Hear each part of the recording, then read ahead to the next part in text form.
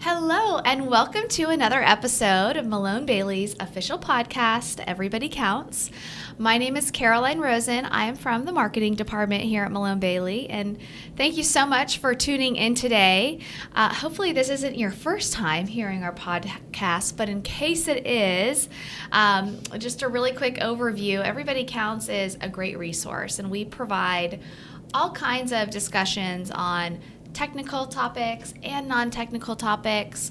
And today I have the pleasure of being joined by our lead recruiter, Raven Fournier. Hey, Caroline. Thanks for having me. How you doing? Good. Glad to be here. Yeah, thanks for coming on today. You are coming on today as we are kicking off what will be a busy recruiting season for our firm. Correct. And the topic of today's conversation is something really that everybody can use, no matter really where you are in your career. Mm-hmm. These are just going to be some great tips and tricks on interview techniques. Yeah, absolutely. You know, I think while this is definitely kind of aimed more towards our college recruits, really anybody interviewing at any level can really benefit from some of these tips and tricks. Right. So hopefully they'll help out. And I know you've been through lots of interviews yourself. Yes. You've been with the firm for several years at this point, so I think you are going to provide some great do's and don'ts. Yeah, absolutely. That should be helpful to anyone going through the interview process, but really geared towards some of our entry-level college recruiting. Yes, and I do a lot of the, I'll do some interviews with our candidates. I also prepare a lot of our managers and senior staff that do the interviews. So this is something that I'm very heavily involved in at the firm. And I know you're very passionate about this topic. Absolutely. All right, well, let's jump into our conversation. So, Raven, what are some of the things that candidates should try to do when interviewing? And I know you've got a lot of great tips and tricks you can share in this area. So if you're listening, be sure to take notes. So I think there's definitely some things that candidates or really anyone can do when going on an interview. I've got a few key points here that I think will really kind of help set you off. So the first one is to, and I can't stress this one enough, come prepared. Do your homework on the company that you're interviewing for. If you know who you're interviewing with, the person, try and find out a little bit about them. You know, LinkedIn, for example, absolutely. I always tell candidates to connect with me on LinkedIn. That's just a great way to see what they're interested in. Kind of see a digital resume, so to speak, but usually LinkedIn has a little bit more than just what your resume has. And it's a great way to kind of learn people's interests and get to know them if you haven't met them yet. And it probably takes like a little bit of the nerves away from the interview because you have a visual of the person. Absolutely. You have an idea about the person that's interviewing you. It's not like a blind date where you're going in blind and you're like, I have no idea who I'm going to be talking to today. I think coming in prepared definitely helps you relieve some of those nerves, and just kind of shows the interviewer and the employer that you're interviewing with that you're serious about this. You're interested in the company. You've done your research. You know what they do. So, you know, knowing about the company, and you don't have to know all the ins and outs. But, you know, just come with something. Know something about who you're interviewing with. Okay, good point. Another key thing is to dress appropriately. You know, this is one of those things that really kind of depends on the industry that you're in. So, you know, extreme choices in fashion or doing very casual clothes, you kind of want to, generally you should avoid those. Now, if you're in the fashion industry, going to an interview in your high fashion, that might be something you want to do. So I would definitely say tailor that to whatever industry you're in. But I would say for someone like us, an accounting firm, you definitely want to be more on the clean and neat side. You don't have to go over the top with your makeup or anything. If you're a gentleman, you know, you kind of want to come in clean shaven. And, you know, it just kind of shows that you're prepared. You can present yourself well. especially if you're in a field like us where sometimes you do have to go in front of clients. Those are people who don't know you, and you're a representative of the firm. Right. So you definitely want to come off as, just right. dressing for the part. Right. I have a very good friend. He lives in Los Angeles, and he works for he's in the tech business, and he works for one of these software gaming companies. Oh, I bet their dresses. Yes. And so when he went in for his interview, they told him, do not come in a suit. We wear hoodies to work every day. And I kind of laughed to myself because it's so different in the accounting profession. Absolutely.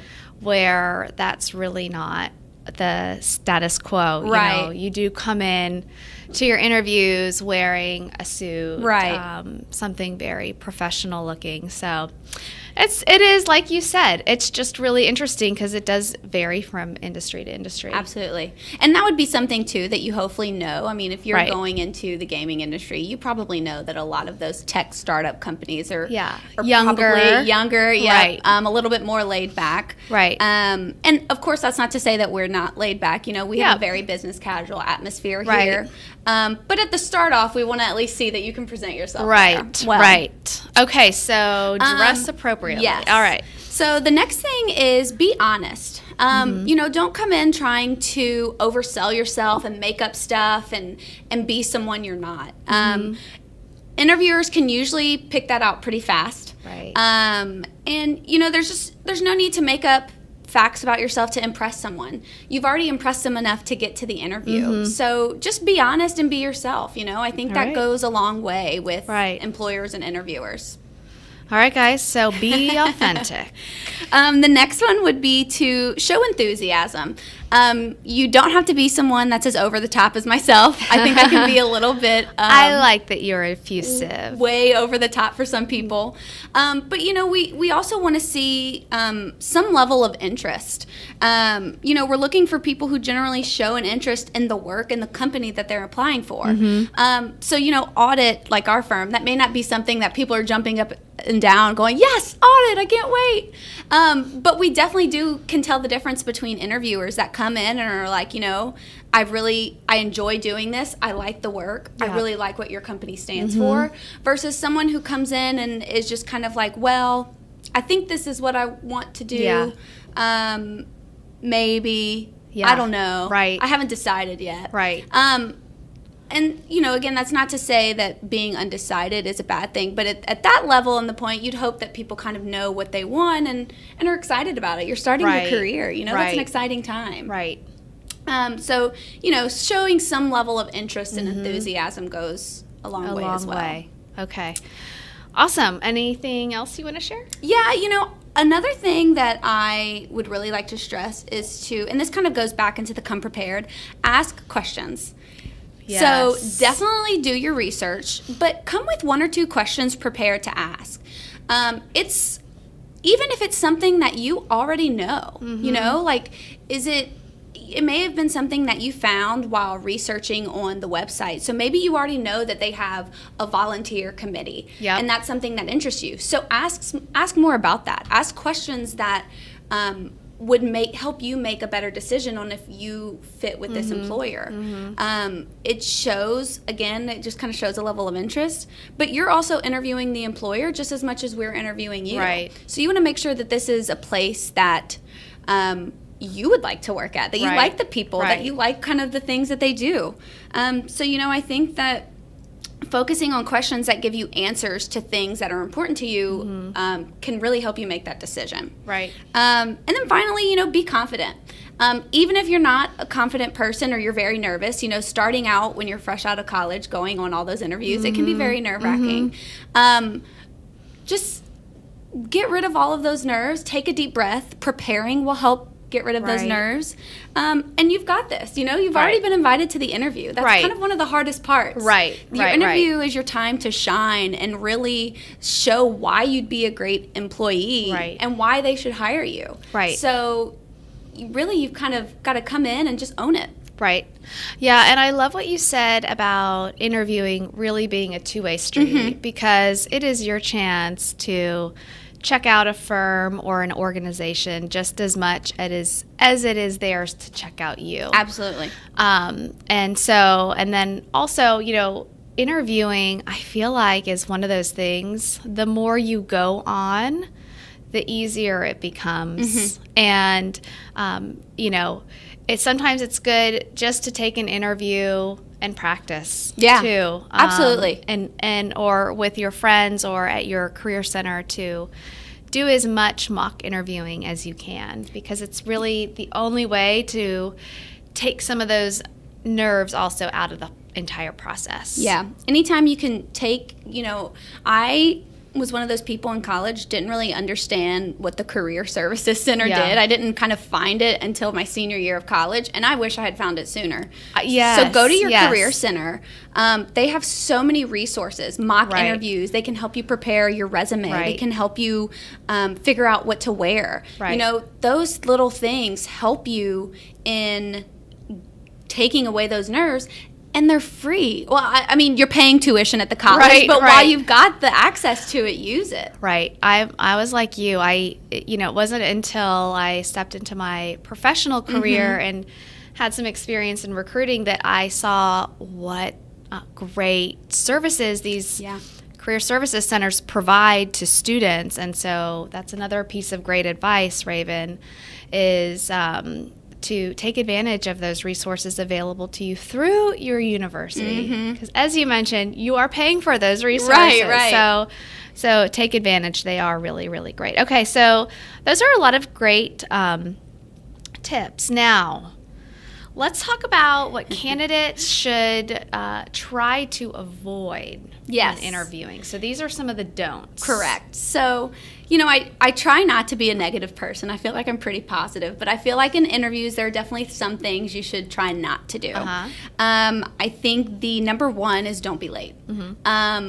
There's definitely, I'm sure, instances, emergencies where it is just unavoidable. If that happens, give your interviewer a call and let them know. But for the most part, you really want to try and be 10 minutes early. At that point, once it gets less than 10 minutes, the employer's probably kind of looking around going, okay, they're cutting it pretty close. Right. So I would actually say that 10 minutes early is actually on time. Now, the flip side of that is you don't want to be super early either. You don't want to be 45 minutes early and then you're just waiting around. Right. Because chances are the employers are pretty busy. They have stuff going on, and we're sure that you do as well. Right. So I'd say getting there between, 10 minutes early is a great time. Okay. What I've done in the past is when I've gone on interviews, I leave myself plenty of time if it's a place I'm unfamiliar with to drive there. Right. And then I'll just sit in my car and kind of practice, think over what I'm going to say. And then when it's about that 10-15 minute mark, I'll start to make my way in. There's nothing worse than being late. Absolutely. Rushing in. You're flustered. Yep.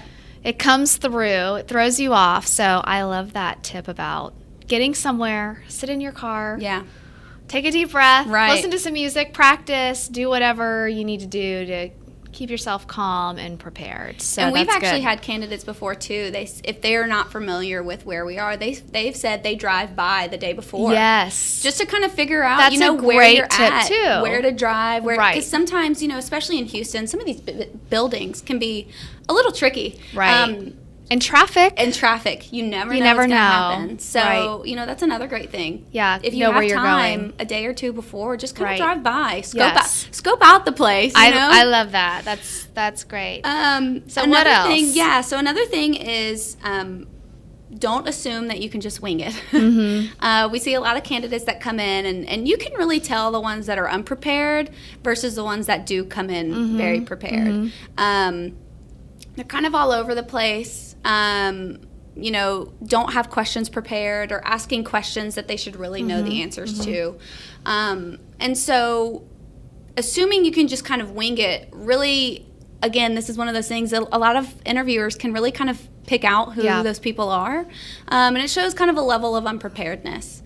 You don't want to come in asking, tell me about Malone Bailey. Right. Well, by the interview point, you should already know that. Right. And that may sound like a good question on the earlier side, but once you get to the interview part, you should really know who the employer is. Right. So just kind of winging it, you kind of get questions like that, and right. It doesn't go very well. Another big thing, and this was something that was kind of new to me when I started interviewing, and it was one of those things that I thought everybody kind of knew, but they don't. And that's okay. So one of the things you definitely want to avoid is eating, drinking, or chewing gum, especially during an interview. And I'm going to add to that. Just fixing your hair. Yeah. Biting your nails. Yep. Any little tics like that. It seems so silly. It actually seems like common sense, but I think sometimes if people tend to get a little bit nervous, they might fall into some habits that they have, but to the best of your ability, yes, try to steer clear of some of those things, because they can just be complete distractions. Yes, to the person that you're interviewing with. I completely agree with that. I've had candidates smacking on gum before during an interview, and it's kind of hard for you to answer questions when you're smacking on gum. And for me personally, that's all I'm hearing. Right, exactly. So that's what I was going to say. As the interviewer, that's kind of like all I was focusing on. Yeah. That's not something that I get it. You want to have fresh breath before your interview. We all do. I personally resort to mints, so they melt in my mouth real quick, and I'm not having to figure out, okay, do I swallow my gum? Do I just spit it in the trash? Like, what do you do? I would say give yourself time if it's in the morning or if it's after lunch. Give yourself plenty of time to eat, drink, get a healthy breakfast, and kind of drink some water and kind of get prepared that way. But definitely don't bring it into the interview. Okay, that's a good one. Yeah. Another thing is, you don't want to act as though you would take a job with anyone. I have seen candidates before come in, and when I say, well, why do you want to work for our company? And they say, well, I just really need a job. That is great. We all do. I'll say that's definitely, I'd say needing a job and needing a paycheck are probably the most, we all need that, right? So that's kind of obvious. Right. We want to see that you're interested in us, that you're pursuing us just as much as we're pursuing you, not that you're just going to take whatever offer people throw at you. Right. And like I said, again, we all need the jobs and we all need the paycheck. That's everyone. So we want to see that you're truly interested in our position and our company, and not just looking to kind of get a job or get paid. Right. Okay, good one. I think I've got one or two more things. So, you don't want to say anything negative about former colleagues or employers. I like this one. Yeah. This is one that I feel could come up if, some interview questions that we've heard asked or we ask is, tell us about an instance where you didn't get along with a colleague or a coworker, and how did you fix it? And so in those instances, kind of what you're looking for is, we're not looking for you to talk bad about other people. We're trying to figure out how you handle conflict in a professional setting. And so if you just kind of go on a tangent about how it's not fair, it wasn't your fault, so-and-so did this, that just kind of shows that you're hard to work with to an employer, and that could be a red flag. Yep. Yeah, I like that. That's a good piece of advice. Yeah, so even when you're, talking about tough situations like that, you always kind of want to put a positive spin on it. Right. So what did you learn from it? Right. Don't answer questions with a simple yes or no.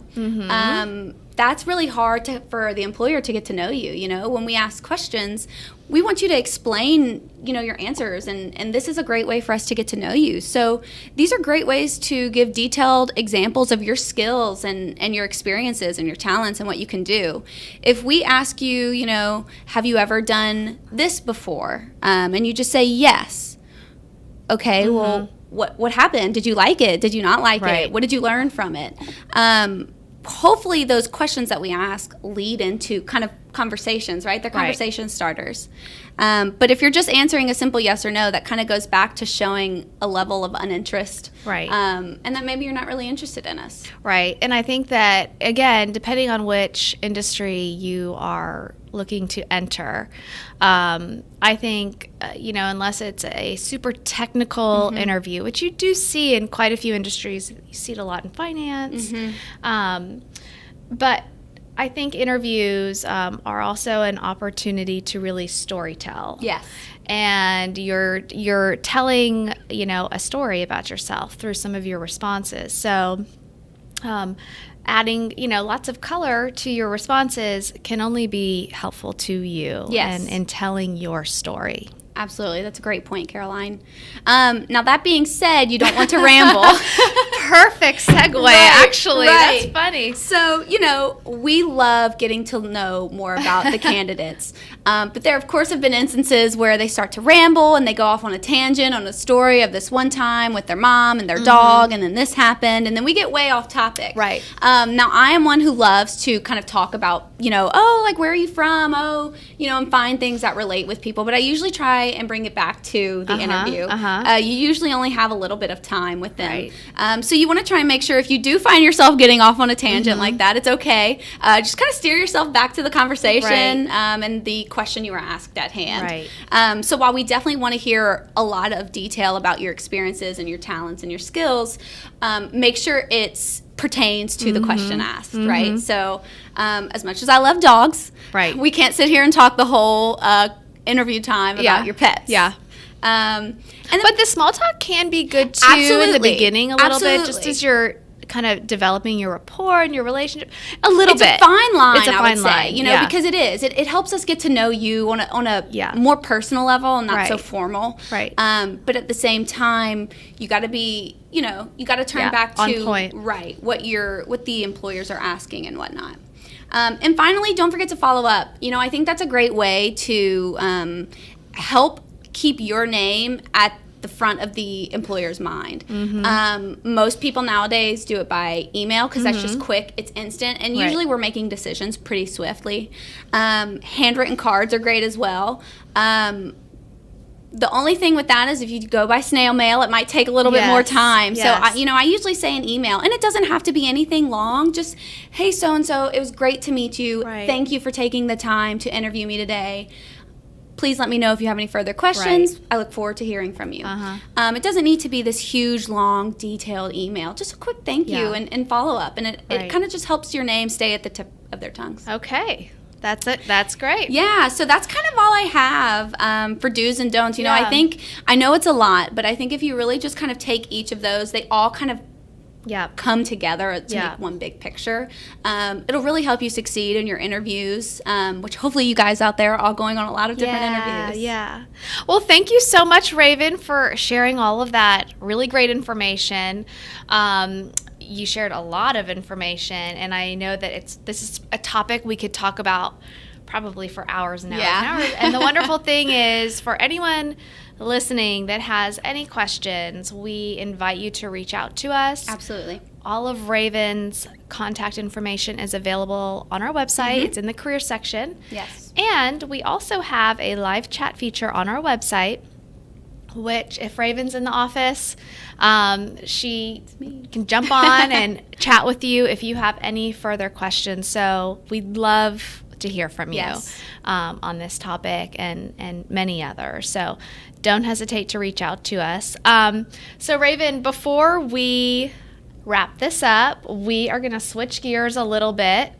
We have something we do in these podcasts. It's called This or That, and we ask the person that we are talking to, we give them a couple options, and we ask them to choose the first thing that comes to their mind. So, Raven, I know you love the outdoors. Yes. And when you travel, you tend to go to national parks. Absolutely. You like to spend a lot of time doing very active things in beautiful places. So, ski or snowboard?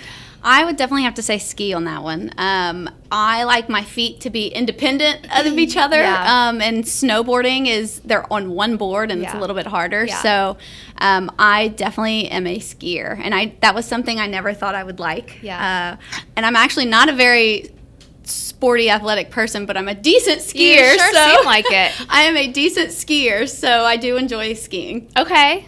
And one more, mountain biking or hiking? Oh, my fiance and I have done both. He's a big mountain biker. Right. I prefer hiking just because on the mountain biking, you have to ride your bike uphill. And that's really hard. The downhill is a lot of fun, but I am just not strong enough to get uphill. So I really like the hiking where we can get to parts that you maybe can't get to on a bike. So what would you say has been your most favorite hike? So we went your most favorite park you've visited? Yeah, so we've visited quite a few national parks, and I would have to say my favorite is this hike in Zion National Park in Utah. Called Angel's Landing. It's a pretty hard hike. You have to use like chains to like get yourself up, but the view from top is just, it's absolutely stunning. Okay. So yeah, Angel's Landing and Zion. Got it. I'll have to remember that. Well, thanks for playing along. Absolutely. And thank you so much for taking time out of your really busy schedule to join us today. Of course. We hope you'll come back on. We'll have to talk about some other important topics that are focused on recruiting. So thanks to all of you for tuning in today. As I mentioned before, our website has a lot of great resources, including past episodes of this podcast, lots of great technical and non-technical topics. We do have that live chat feature. So jump on if you have any questions for us. We are always available, and we would love to hear from you. Our website is www.malonebailey.com. So check it out. And thanks so much again for tuning in. We hope you found the conversation useful, and we'll see you next time. Thanks, guys. Bye-bye.